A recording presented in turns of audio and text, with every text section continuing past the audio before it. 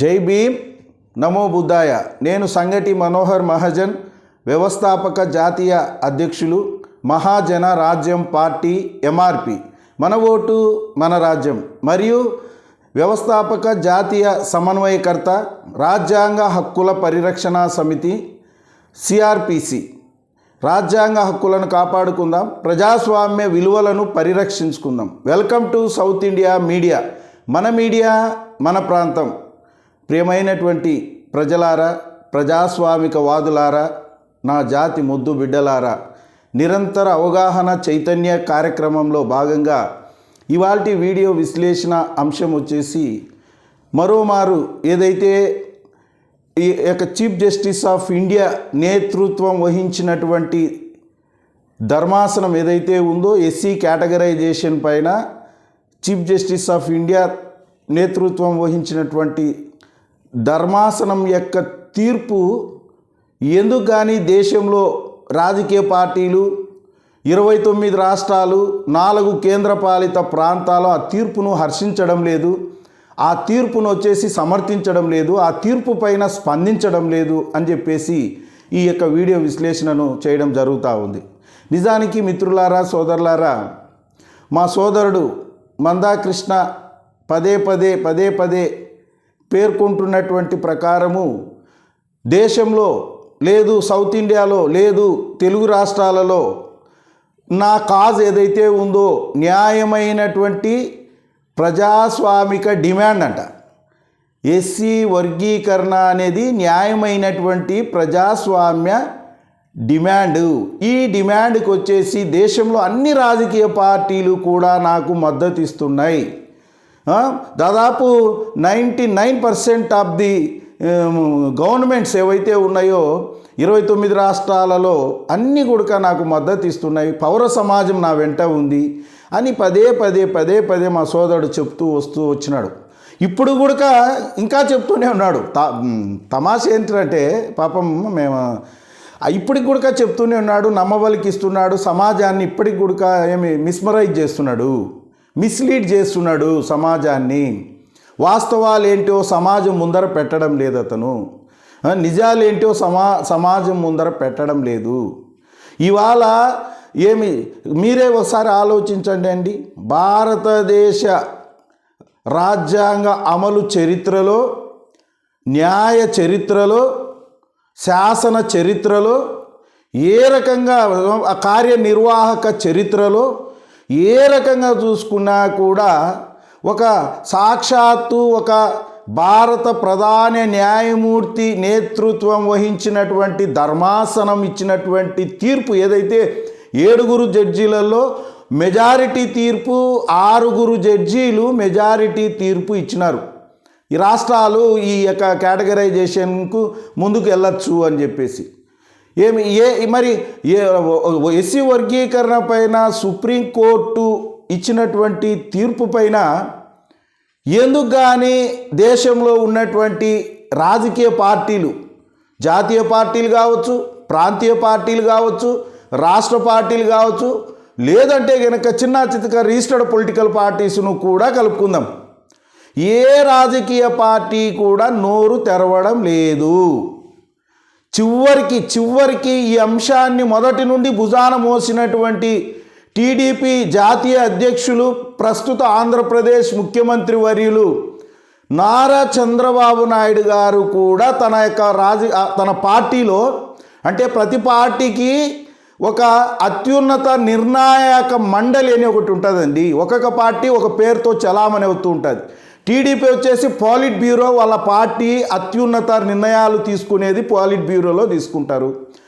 ఈ యొక్క తీర్పు వెలువడినటువంటి తర్వాత టీడీపీ తన పాలిట్ బ్యూరోలో సమావేశపరిచి ఈ నిర్ణయాన్ని మేము స్వాగతిస్తున్నాము, ఈ యొక్క సుప్రీంకోర్టు ఇచ్చినటువంటి నిర్ణయాన్ని మేము వచ్చేసి సమర్థిస్తున్నాము, దీనిని మేము అమలు చేస్తున్నాము అని చెప్పేసి వాళ్ళ యొక్క పాలిట్ బ్యూరోలో ఈ నిర్ణయం పైన ఏమి చర్చ జరిగిందా, తీర్మానం చేసినారా?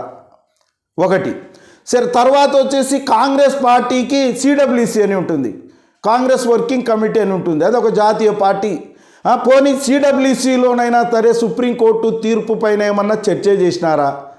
ఒక ఒక ఒక నిర్ణయానికి వచ్చినారా, తీర్మానం చేసినారా? బీజేపీకి కూడా ఒక జాతీయ స్థాయిలో వాళ్ళకు నేషనల్ ఎగ్జిక్యూటివ్ అని చెప్పేసి పదాధికారుల పేరుతోటి వాళ్ళు ఒక అత్యున్నత నిర్ణాయక మండలి వాళ్ళది ఒకటి ఉంటుంది. పోనీ బీజేపీ జాతీయ కార్యవర్గంలోనేమన్నా దీనిపైన చర్చ చేసినారా? మిగతా పార్టీలు ఒక్కొక్కరు వచ్చేసి పొలిటికల్ అఫైర్స్ కమిటీ అని చెప్పేసి జనసేనకు వాళ్ళ పార్టీ అత్యున్నత నిర్ణాయక మండలి అయినటువంటి ఇది పొలిటికల్ అఫైర్స్ కమిటీ, రాజకీయ వ్యవహారాల సమితి అని ఒకటి ఉంటుంది.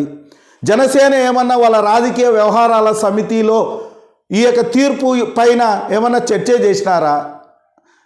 లేదు. ఇంకా ఇత్యాది పార్టీలు ఏవైతే ఉన్నాయో ఆయా రాజకీయ పార్టీలకు ఆ యొక్క రాజకీయ విధానపరమైనటువంటి నిర్ణయాలు తీసుకునేదానికి కొన్ని ఆర్గన్స్ ఉంటాయి. ఆ అత్యున్నత నిర్ణాయక మండలిలో ఈ యొక్క సుప్రీంకోర్టు తీర్పు పైన ఎవరైనా ఎప్పుడైనా ఎక్కడైనా ఈ రోజు వరకు చర్చ చేసినారా? రాజకీయ పార్టీలండి, డెమోక్రసీలో రాజకీయ పార్టీలకు ఉన్నంత ప్రాధాన్యత మిగతా వ్యవస్థలకు, మిగతా సంస్థలకు ఉండవు. ఈ పార్లమెంటరీ ప్రజాస్వామ్యంలో రాజకీయ పార్టీలకు అత్యంత ప్రాధాన్యత ఉంటుంది.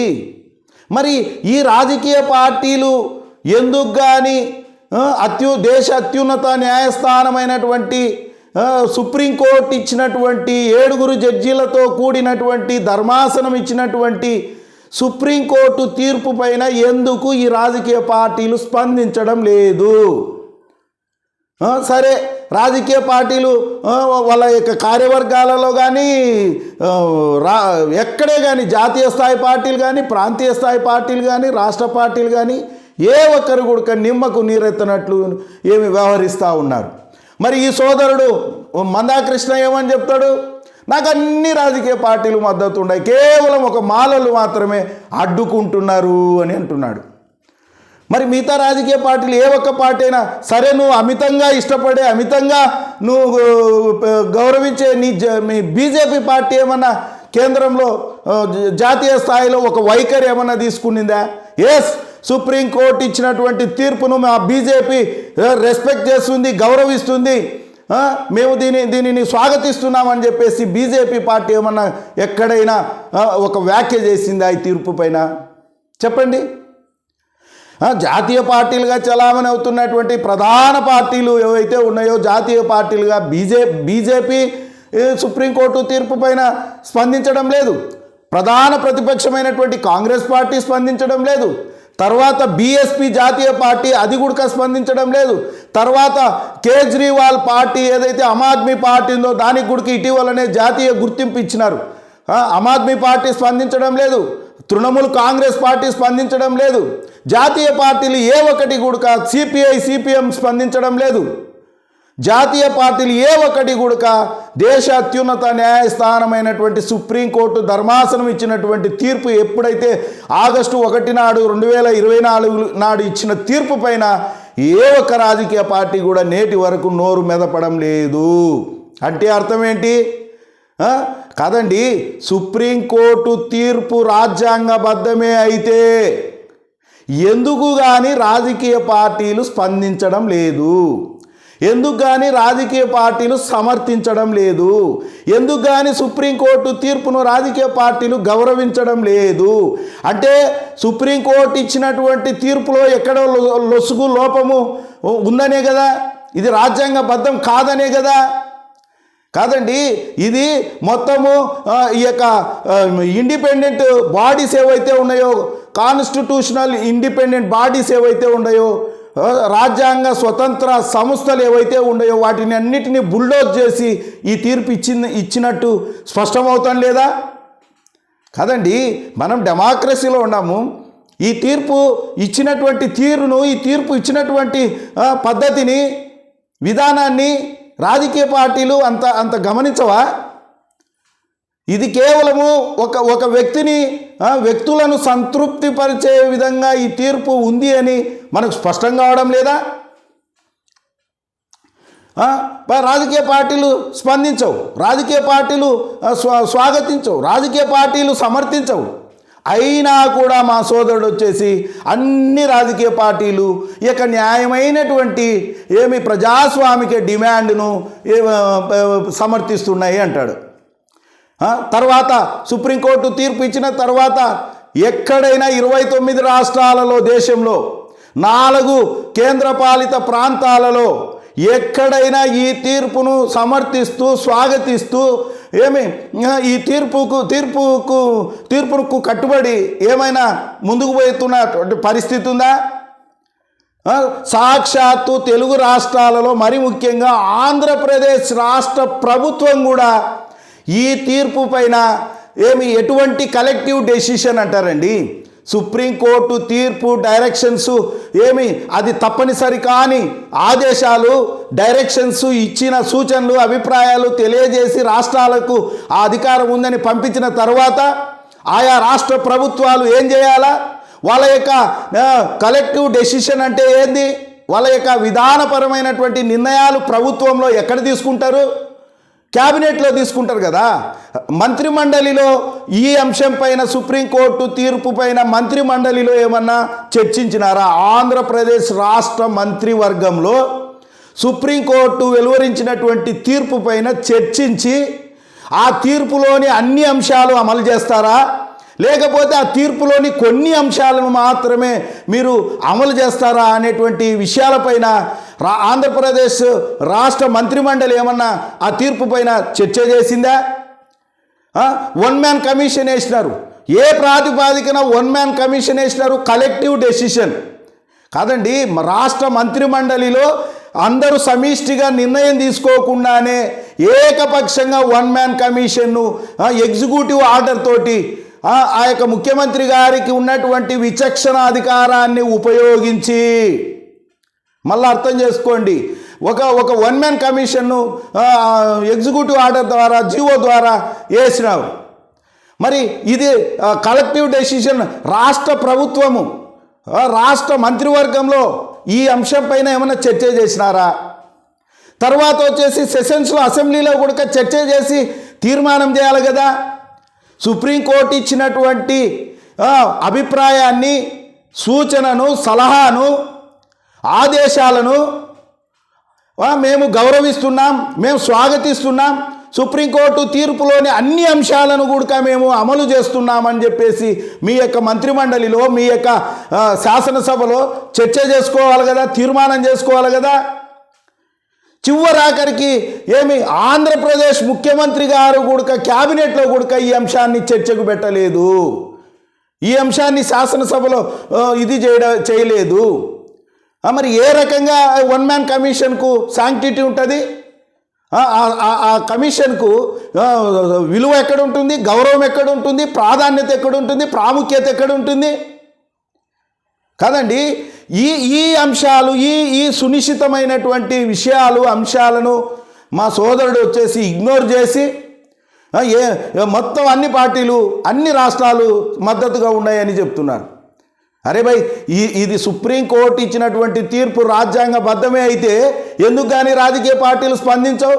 ఎందుకు కానీ ప్రభుత్వాలు దేశంలో ఉన్నటువంటి 29 రాష్ట్రాలు స్పందించవు? అంటే ఆ తీర్పు వచ్చేసి రాజ్యాంగబద్ధం కాదు అని చెప్పేసి యావత్తు భారతదేశంలో ఉన్నటువంటి ప్రతి రాజ్యాంగం పట్ల కనీస అవగాహన ఉన్నటువంటి ప్రతి సోదరుడికి, ప్రతి సోదరికి, ప్రతి పౌరుడికి అర్థమవుతుంది. తీర్పు కంప్లీట్గా బుల్డోజ్ చేసి ఇచ్చినట్టుగా అర్థమవుతుంది. మరి తీర్పు సరైనదే అయితే, తీర్పు రాజ్యాంగబద్ధమే అయితే, తీర్పు ప్రజాస్వామ్యయుతంగానే ఇచ్చింటే ఎందుకు కానీ రాజకీయ పార్టీలు, బాధ్యత కలిగినటువంటి రాజకీయ పార్టీలు ఆ తీర్పును స్వాగతించడం లేదు, ఆ తీర్పును సమర్థించడం లేదు, ఆ తీర్పును అమలు చేయడం లేదు? దానికి ఒక ప్రొసీజర్ ఉంటుంది కదా, పద్ధతి ఉంటుంది కదా. ఒక లెజిస్లేచర్ ఒక మంత్రిమండలి ఉంటుంది కదా. రాష్ట్ర స్థాయిలో ప్రభుత్వాలు తీసుకునేటువంటి అత్యున్నత నిర్ణయాలు వచ్చేసి రాష్ట్ర మంత్రిమండలిలో తీసుకుంటారు, శాసనసభలలో తీసుకుంటారు. అదే రాజకీయ పార్టీలు అయితే కనుక వాళ్ళ పార్టీలో కార్యవర్గంలోనైనా తీసుకోవచ్చు, కార్యవర్గం కంటే అత్యున్నత నిర్ణాయక మండలి అయినటువంటి పోలిట్ బ్యూరోలో తీసుకోవచ్చు, సిడబ్ల్యూసిలో తీసుకోవచ్చు, అదేవిధంగా పొలిటికల్ అఫైర్స్ కమిటీలో తీసుకోవచ్చు, కోర్ కమిటీ అని చెప్పేసి కోర్ కమిటీలోనైనా తీసుకోవచ్చు. ఇది ఒక అత్యున్నతమైనటువంటి నిర్ణయము ప్రజాస్వామ్యంలో వెలువడినప్పుడు రాజ్యాంగబద్ధమైనటువంటి తీర్పే గనక అయితే గనక రాజకీయ పార్టీల బాధ్యత ఏంటి, ప్రభుత్వాల బాధ్యత ఏంటి? మరి పోనీ కేంద్ర ప్రభుత్వమైనా ఏమన్నా సుప్రీంకోర్టు సాక్షాత్తు చీఫ్ జస్టిస్ ఆఫ్ ఇండియా నేతృత్వం వహించినటువంటి ధర్మాసనం తీర్పిస్తే కేంద్ర ప్రభుత్వమైనా ఏమన్నా ఈ తీర్పును పైన వచ్చేసి మంత్రిమండలిలో చర్చ చేసినారా? చేసినారు. ఏమని చేసినారు? ఆ యొక్క తీర్పు అసంబద్ధంగా ఇచ్చినారు. అసలుకు భారత రాజ్యాంగంలో అంబేద్కర్ గారు రచించినటువంటి భారత రాజ్యాంగంలో ఎక్కడే కానీ ఈ ఎస్సీ ఎస్టీలకు సంబంధించి క్రిమిలేయర్ అనేటువంటి ప్రస్తావన లేదు అని చెప్పేసి కేంద్ర మంత్రిమండలి సమావేశమై ఆ మంత్రిమండలిలో ఈ తీర్పు వెలువడిన తర్వాత ఆ అంశాలను మాట్లాడుకున్నారు. ఆ తీర్పు స్వాగతిస్తున్నాం, ఎస్ అది కరెక్టే అని చెప్పేసి ఎందుకు కానీ మంత్రిమండలి మూకుముడిగా కలెక్టివ్గా ఇది చేయలేకపోయింది, సమిష్టిగా దానిని అంగీకరించలేకపోయినారు, ఆమోదించలేకపోయినారు కాదండి. ఎందుకు కానీ కేంద్ర మంత్రిమండలి సుప్రీంకోర్టు తీర్పును రెస్పెక్ట్ చేస్తున్నాం, గౌరవిస్తున్నాం, సమర్థిస్తున్నాం, ఎస్ ముమ్మాటికి త్రికరణ శుద్ధిగా ఆ తీర్పును మేము అమలు చేస్తామని చెప్పేసి ఎందుకు కానీ కేంద్ర మంత్రిమండలి చెప్పలేకపోయింది అంటే దయచేసి అర్థం చేసుకోండి. ఇక్కడ కేవలము ఒక ఉమ్మడి రాష్ట్రాన్ని లక్ష్యంగా చేసుకొని తీర్పు ఇచ్చినట్టుగా స్పష్టంగా అర్థమవుతుంది. రాజ్యాంగం పట్ల అవగాహన లేనోళ్ళం కాదు, రాజ్యాంగం పట్ల మాకు జ్ఞానం లేనోళ్ళం కాదు, బాబాసాహెబ్ అంబేద్కర్ గారి యొక్క వారసులం మేము. ఎంతో కొంత మాకు కనీస అవగాహన రాజ్యాంగం పట్ల ఉంటుంది. రాజ్యాంగము సుప్రీంకోర్టు ఇచ్చినటువంటి తీర్పును సాక్షాత్తు చీఫ్ జస్టిస్ ఆఫ్ ఇండియా నేతృత్వంలోని ధర్మాసనం ఇచ్చినటువంటి తీర్పును దేశంలో ఏ ఒక్క రాజకీయ పార్టీ కూడా స్వాగతించలేదు, సమర్థించలేదు, స్పందించలేదు అని చెప్పేసి కూడా నేను మీకు తెలియజేస్తా ఉన్నా. కాబట్టి మిత్రులారా, వాస్తవానికి ఇది బలహీనమైనటువంటి డిమాండు. ఎస్సీ వర్గీకరణ అనేది అత్యంత బలహీనమైనటువంటి డిమాండు. అందుకోసమనే 30 సంవత్సరాలు పట్టింది. అదే బలమైనటువంటి చట్టబద్ధమైనటువంటి రాజ్యాంగబద్ధమైనటువంటి న్యాయబద్ధమైనటువంటి ప్రజాస్వామ్యబద్ధమైనటువంటి డిమాండ్ అయితే ఎందుకు కానీ 30 సంవత్సరాలు పడుతుందండి? చెప్పండి, ఎందుకు కానీ 30 సంవత్సరాలు పడుతుంది? ఇది బలమైన డిమాండ్ అయితే ఇది అన్ని రకాలుగా ఇది హేతుబద్ధంగా శాస్త్రీయంగా అన్నిటికీ ఇది సూట్ అయ్యేటువంటి ప్రజోపయోగకరమైనటువంటిది, ప్రజా ప్రయోజనాలను కాంక్షించేటువంటి డిమాండ్ కాదు ఇది. కాబట్టి సోదరులు అందరూ గమనిస్తున్నారు. అరే సుప్రీంకోర్టు ఇచ్చింది తనుకొని వస్తారులే మాలామాదిగోళ్ళు ఎస్సీలు. అక్కడ అదేంది మన మణిపూర్లో ఎట్టయితే హైకోర్టు తీర్పు ఇచ్చిన తర్వాత బగ్గుమనేదో రాష్ట్రము, హైకోర్టు తీర్పు ఇచ్చిన తర్వాత బగ్గుమనింది మణిపూర్ రాష్ట్రం. ఆ రకంగా ఇక్కడ కూడా సుప్రీంకోర్టు కదా తీర్పు ఇచ్చింది. కాబట్టి ఆ రకంగా ఇక్కడ కూడా వీళ్ళ మధ్యన పొరపచ్చలు పెట్టి వీళ్ళ మధ్యన ఈర్ష్య ద్వేషాలు నింపి వీళ్ళకు కాకుండా చేసి ఈ తూర్పు పైన ఇరువురు పరస్పరము తోసులాడుకుంటారు, తిట్టుకుంటారు, కొట్టుకుంటారు, చంపుకుంటారని కలలు కన్నారు మనువాదులు. ఆ కళలు మేము సాకారం కానియం భయ్. మాకు ఒక ఇది ఉంది, ఎస్సీలకు ఒక విచక్షణ ఉంది, విజ్ఞానం ఉంది, వివేకం ఉంది. మేము మీ అంత మూర్ఖత్వం లేదు. ఒకవేళ మా సోదరుడికి మాకు మధ్యన ఎన్ని భేదాభిప్రాయాలు ఉన్నా, ఎన్ని వాదోపవాదాలు జరుగుతున్నా కూడా మేము ఎప్పుడు కూడా సహనాన్ని, సంయమనాన్ని కోల్పోయే జాతి కాదు. ఓ నా మనువాదుల్లారా, మాకు పొరపచ్చలు వచ్చి తిట్టుకుంటారు, కొట్టుకుంటారు అనుకున్నారేమో. అది జరగని పని.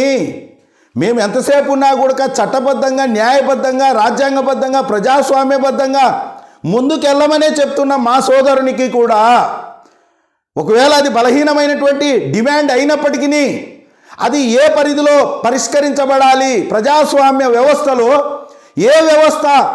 ఏ సంస్థ అది పరిష్కరించబడాలి, సంబంధిత ఫోరంలోకి, సంబంధిత వ్యవస్థలోకి పోసామి అని చెప్తున్నాం. కాబట్టి ఈ డిమాండు అన్సైంటిఫిక్, ఈ డిమాండ్కు ఏమి ఇది లేదు, శాస్త్రీయత లేదు, హేతుబద్ధత లేదు, దీనికి ఒక ఇది లేదు. అందుకే రాజకీయ పార్టీలు ఏ ఒక్క రాజకీయ పార్టీ కూడా నోరు మెదపడం లేదు.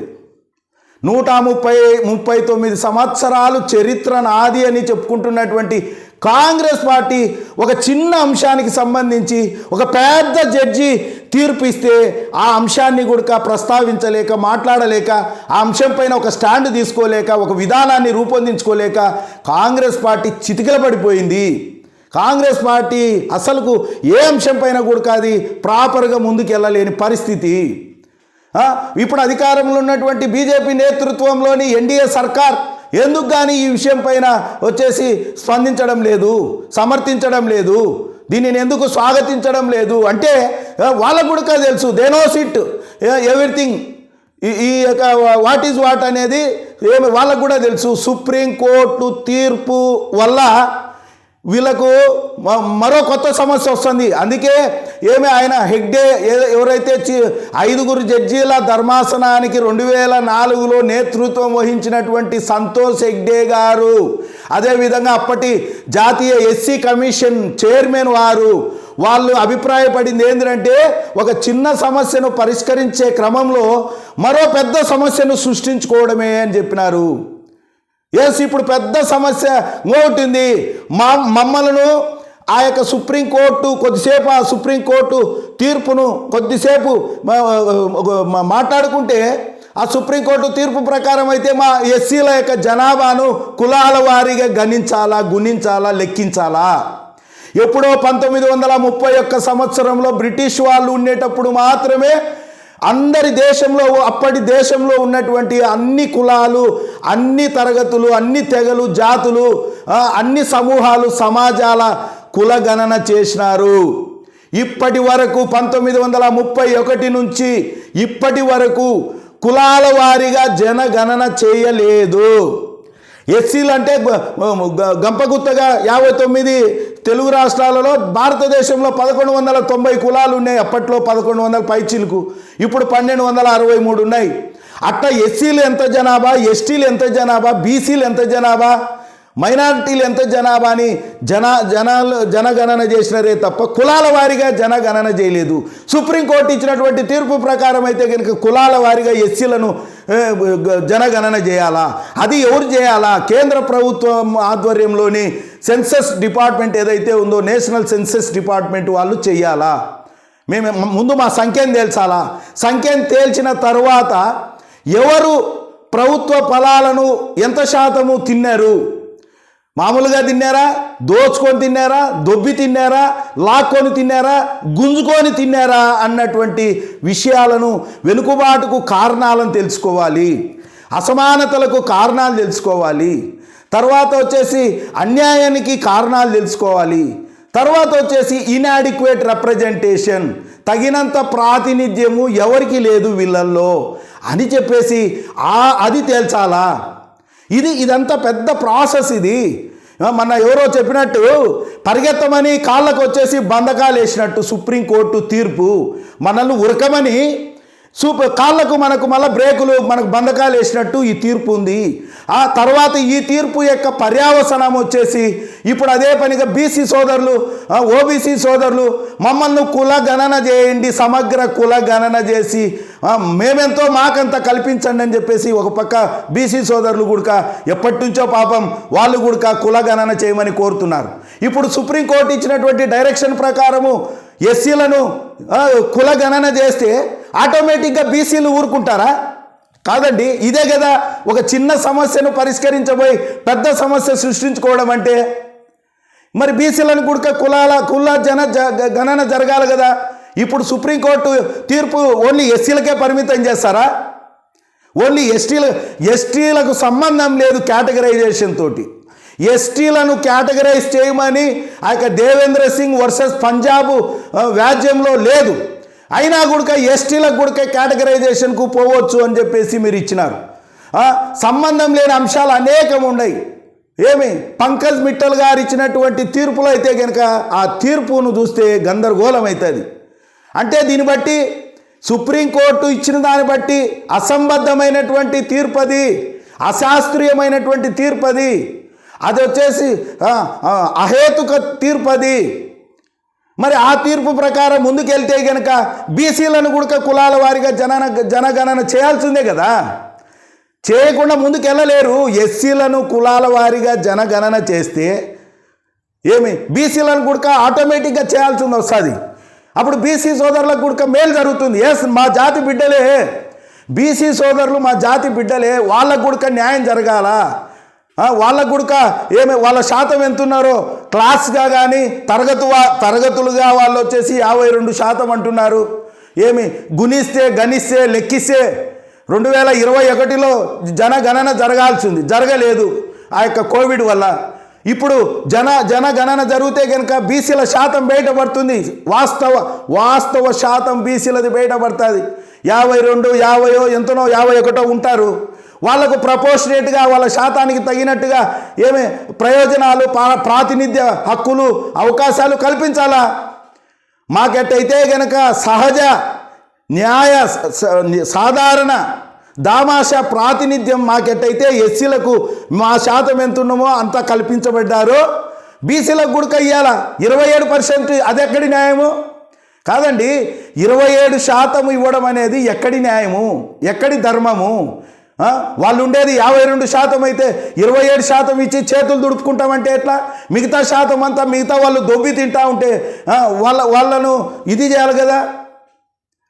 కాబట్టి మేము అనేది ఏంటంటే ఇది చిన్న సమస్యను పెద్ద సమస్యగా సృష్టించి భూతద్దంలో పెట్టి యావత్తు మిగతా సమూహాలలోని మిగతా వాళ్ళను కూడా దీంట్లోకి తెచ్చి రొచ్చులోకి తెచ్చి ఈ రొంపిలోకి తెచ్చి అందరినీ గందరగోళం చేసి అందరికీ నేను బురద పూసుకుంటా మీరు పూసుకోండి అని చెప్పేసి వాళ్ళు పాపం తెలుసో తెలియకనో ఏదో సోదరుడు పిలిచినాడు కదా అని మన వేదికల మీదకి గౌరవంగా వచ్చి ఆడికి వచ్చిన తర్వాత ఆ యొక్క అట్మాస్ఫియర్, ఆ మీటింగ్ అట్మాస్ఫియర్ ఏం చేస్తుంది మనిషిని అంటే రెచ్చగొట్టిస్తుంది. మాటలు ఆటోమేటిక్గా అతని కంట్రోల్ ఉండదు. నోరు ఆ వక్త కంట్రోల్లో ఉండక వాళ్ళట మాట అన్నారు. విట్టలైనా అతను పృథ్వీ అయినా తర్వాత విమలక్కైనా తర్వాత వచ్చేసి ఇంకా ఎవరో అతని పేరేం పేరు మా పౌర హక్కుల సంఘం అతను ఇత్యాది ప్రముఖులు వాళ్ళ నోరు స్లిప్ అయినారు. మాట్లాడకూడదండి. మనము హుందాగా గౌరవంగా పరస్పరం గౌరవభావంతో మనం ముందుకెళ్ళాలా. మన ఇంట్లో మన అయ్యా సంపాదించిన ఆస్తి ఏమన్నా కొల్లగొట్టినాడు ఎవడైనా? ఎక్కడైనా మీ దగ్గర డేటా ఉందా? ఇంపిరికల్ డేటా ఉందా? నిర్దిష్ట వాస్తవిక గణాంకాలు ఎవరి దగ్గరనైనా మీ దగ్గర పెట్టుకొని మాట్లాడుతున్నారా? ఆ గణాంకాలు కేంద్ర ప్రభుత్వము గుర్తించిన లెక్కించినటువంటి గణాంకాలు మళ్ళా తిరిగి ఆ యొక్క కాన్స్టిట్యూషనల్ ఇండిపెండెంట్ బాడీ ఒకటి ఉంది ఎస్సీ ఎస్టీలకు, వాళ్ళే ఫైనల్ కాదు. కాన్స్టిట్యూషనల్ ఇండిపెండెంట్ బాడీ ఒకటి ఉంది, జాతీయ ఎస్సీ కమిషన్. ఏదైతే ఆర్టికల్ 338 క్లాజ్ 9 ప్రకారం కాన్స్టిట్యూట్ అయిందో ఆ కమిషను ధృవీకరించాలా వీళ్ళ లెక్కలు, ఈ లెక్కలన్నీ కరెక్టే అని. అది దీనికి ప్రొసీజరు, అది దీనికి మార్గము. అంతేగాని ఈ యొక్క 1 మ్యాన్ కమిషను ఇచ్చే డాటానో, లేకపోతే రామచంద్రరాజు ఇచ్చినటువంటి డాటానో, లేకపోతే ఉషా మెహ్రా గారు ఇచ్చినటువంటి డాటానో, లేదంటే ఇంకొకరు ఇచ్చిన డాటాను తీసుకోవడము చల్లదు. సుప్రీంకోర్టు పేర్కొన్న ప్రకారము ఇంపిరికల్ డేటా నిర్దిష్ట వాస్తవిక గణాంకాలు, లెక్కలు, తిన్నె లెక్కలు. ఇప్పుడు పెరిగిన జనాభాకు అనుగుణంగా జనాభా ఇంత శాతం ఉంది ఈ డేట్ వరకు. అది 21ని పెట్టుకుంటారా 24 వరకు పెట్టుకుంటారా అనేది తెలియదు. ఈ రోజు వరకు ఎస్సీ కులాల జాబితా అంటే ఉపకులాలతో సహా కులాల వారీగా జనాభా చేసింటే ఇదో ఆంధ్రప్రదేశ్లో ఉమ్మడి ఆంధ్రప్రదేశ్లో 59 కులాల జనాభా ఇంత. ఆ జనాభాలో ఇంతమంది ఈ యొక్క ప్రాతినిధ్య ఫలాలను పొందుకున్నారు, ఈ రూపంలో పొందుకున్నారు, ఈ పద్ధతుల్లో పొందుకున్నారు, ఈ విధానంలో పొందుకున్నారు అనేది లెక్కలు తేల్చాలా. మరి ఇప్పుడు చెప్పండి, ఈవెన్ తెలుగు రాష్ట్రాలలో మొదటి నుంచి కూడా ఈ మాదిగ సోదరులకు అండగా నిలిచినటువంటి నారా చంద్రబాబు నాయుడు గారు కూడా తన రాజకీయ పార్టీ జాతీయ పార్టీకి అధ్యక్షుడిగా ఉంటూ తన పార్టీ పాలిట్ బ్యూరోలో సుప్రీంకోర్టు ఇచ్చినటువంటి తీర్పును మేము స్వాగతిస్తున్నాం, మేము సమర్థిస్తున్నాం, దీనిని మేము ఆమోదిస్తున్నాం, గౌరవిస్తున్నాం, అమలు చేస్తామని చెప్పేసి ఒక్క వ్యాఖ్య ఎక్కడైనా తన పార్టీ పోలిట్ బ్యూరోలో నిర్ణయం తీసుకున్నాడా? తన పాలిట్ బ్యూరో పక్కన పెట్టు, ఇది ప్రభుత్వము కూటమి ప్రభుత్వం అంటున్నాడు కదా, కూటమి ప్రభుత్వంలో ఈ యొక్క పవన్ కళ్యాణ్ ఉన్నాడు కదా, పవన్ కళ్యాణ్ గారు పార్టీ ఏమైనా సుప్రీంకోర్టు తీర్పు పైన వాళ్ళ యొక్క రాజకీయ వ్యవహారాల కమిటీలో చర్చ చేసి ఆ తీర్పును స్వాగతిస్తున్నాం, సమర్థిస్తున్నాం, ఆ తీర్పు ప్రకారం మేము ముందుకెళ్తామని చెప్పేసి ఏమన్నా పవన్ కళ్యాణ్ గారు తన రాజకీయ పార్టీ పొలిటికల్ అఫైర్స్ కమిటీలో ఏమన్నా చర్చ చేసినాడా? లేదు. రాష్ట్ర శాఖ బీజేపీ ఉంది మన ఆంధ్రప్రదేశ్లో, బీజేపీ ఏమన్నా తన యొక్క రాష్ట్ర శాఖ ఆధ్వర్యంలో ఏమైనా చెప్పేసి ఈ సుప్రీంకోర్టు ఇచ్చినటువంటి తీర్పును మేము స్వాగతిస్తున్నాం, సమర్థిస్తున్నాం, అంగీకరిస్తున్నాం, ఆమోదిస్తున్నాం అనేమైనా తన పార్టీ పదాధికారుల సమావేశంలో ఏమన్నా చర్చ చేసి తీర్మానం చేసినారా? సరే, ఈ ముగ్గురు వచ్చేసి ఇక్కడ ప్రభుత్వంలో భాగస్వామిగా ఉన్నారు కదా, ఆంధ్రప్రదేశ్ ప్రభుత్వంలో ఈ 3 పార్టీల భాగస్వామ్యంతో నడుస్తుంది కదా, మరి ఈ ప్రభుత్వంలోనైనా క్యాబినెట్లోనైనా మీరు ఈ సుప్రీంకోర్టు ఇచ్చినటువంటి తీర్పు పైన ఈ తీర్పును మేము కలెక్టివ్గా కూటమి ప్రభుత్వము ఈ తీర్పును స్వాగతిస్తుంది, సమర్థిస్తుంది, అంగీకరిస్తుంది, ఆమోదిస్తుంది, తీర్పును మేము అమలు చేస్తామని చెప్పేసి ఎక్కడైనా ఒక్క ఏకవాక్య తీర్మానం ఏమన్నా మంత్రిమండలిలో పెట్టినారా? తర్వాత మీ యొక్క శాసనసభలు ఏమన్నా దీనిపైన చర్చ చేసి చట్టం చేసినారా? కాదండి, లేదే. ఎక్కడే కానీ ఈవెన్ చంద్రబాబు నాయుడు గారు కూడా ఎక్కడే కానీ తన పార్టీలో కానీ తన ప్రభుత్వంలో కానీ ఇంత పెద్ద హిస్టరీలో ఈ యొక్క 75 సంవత్సరాల చరిత్రలో చీఫ్ జస్టిస్ నేతృత్వం వహించినటువంటి ఒక తీర్పు బయటికి వస్తే ఆ తీర్పును మేము స్వాగతిస్తున్నామని చెప్పలేని దయనీయ పరిస్థితుల్లో ఈ రాజకీయ వ్యవస్థ ఉందంటే ఇంతకంటే సిగ్గుచేటు ఒకటి ఉంటుందా? మంచిగో చెడగో చెప్పండి, లాభ నష్టాలు బేరీజు వేసుకోవద్దండి, ఓట్లు సీట్లు కాదు. మీకు నిజంగా నిజాయితీ ఉంటే, నిబద్ధత ఉంటే, చిత్తశుద్ధి ఉంటే సుప్రీంకోర్టు తీర్పును మేము స్వాగతిస్తున్నామని ఒక్క మాట చెప్పలేని దద్దమ్మ స్థితిలో మీరున్నారండి. మా సోదరుడికి తెలియక, ఇవన్నీ లోగుట్టు తెలియక, ఈ ప్రొసీజర్ తెలియక, ఈ సిస్టమ్ తెలియక పోతున్నాడు. మరి ఎందుకు కానీ మా సోదరుడు చంద్రబాబు నాయుడు గారి కానుంచే ప్రశ్నించాలా? అయ్యా చంద్రబాబు నాయుడు, నీ పార్టీలో ఫస్ట్ నీ పాలిట్ బ్యూరోలో సుప్రీంకోర్టు తీర్పును స్వాగతిస్తూ తీర్మానం చేయని అడగాల? అయ్యా చంద్రబాబు నాయుడు గారు, నీ ప్రభుత్వంలో మా క్యాబినెట్లో దీనిపైన చర్చ చేసి తీర్మానం చేయండి, యాజ్ వెల్ యాజ్ అసెంబ్లీలో కూడా తీర్మానం చేయండి.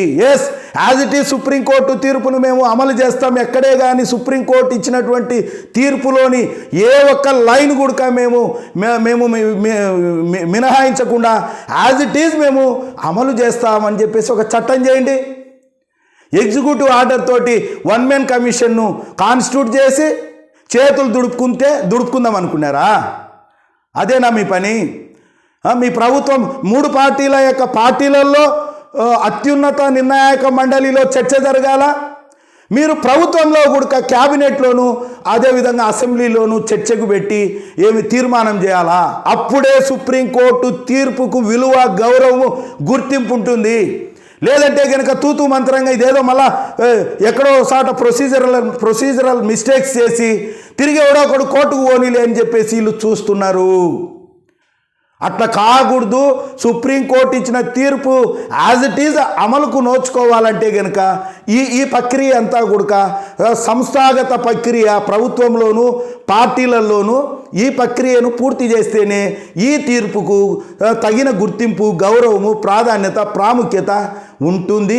ప్రజలు కూడా రాబోయే రోజుల్లో సుప్రీంకోర్టు నిష్పక్షపాతంగా, నిజాయితీగా తీర్పులు ఇస్తే కనుక సుప్రీంకోర్టు తీర్పులను కూడా స్వాగతించేదానికి ప్రజలు కూడా సిద్ధంగా ఉంటారు. ఇది లెక్క, ఇది వాస్తవం. ఈ రకంగా మా సోదరుడికి జ్ఞానోదయం కావాలా, ఈ రకంగా మా సోదరుడు అర్థం చేసుకోవాలా, మా సోదరునికి మద్దతు ఇస్తున్నటువంటి ఎవరైతే ఆయా మేధావి కుహన మేధావులు, కురస మేధావులు, సంకుచిత మేధావులు, నకిలీ మేధావులు, స్వయం ప్రకటిత మేధావులకు కూడా అర్థం కావాలా, ఇది ప్రొసీజర్, ఇది పద్ధతి అని మేము మీకు సవినయంగా తెలియజేస్తూ మనవి చేస్తూ సెలవు తీసుకుంటున్నాను. జై భీమ్, జై భారత రాజ్యాంగం.